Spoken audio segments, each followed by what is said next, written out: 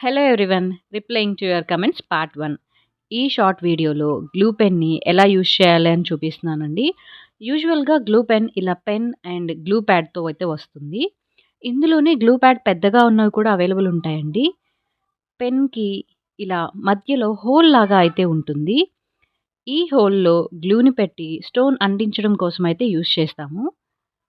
గ్లూని ఎలా ఈ టిప్‌లో పెట్టాలి అనేది ఇప్పుడు చూపిస్తాను.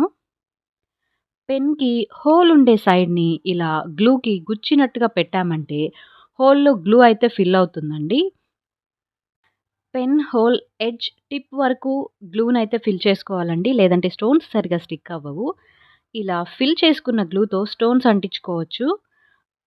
గ్లూ ప్యాడ్‌ని చాలా డేస్ యూజ్ చేసుకోవచ్చండి. Depends on the orders you get. More than 4 months అయితే యూజ్ చేయొచ్చు. స్టోన్స్ ఎలా స్టిక్ చేయాలి అనేది శాంపిల్ డిజైన్ చేసి చూపిస్తున్నాను.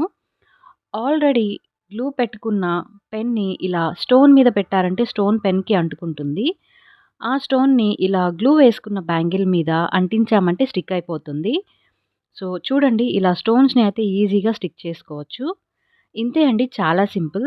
దీని గురించి ఇంకా ఏమైనా డౌట్స్ ఉంటే కమెంట్స్‌లో అడగండి. డెఫినిట్‌గా రిప్లై ఇస్తాను.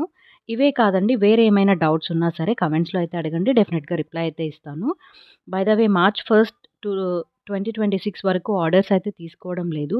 ఈ వీడియోని ఆ తర్వాత ఎవరైనా చూస్తున్నట్లయితే స్క్రీన్ మీద ఇచ్చిన నంబర్‌కి వాట్సాప్ చేసి మీరు ఆర్డర్ చేయాలి అనుకుంటే ఆర్డర్స్‌ని ప్లేస్ చేసుకోవచ్చు.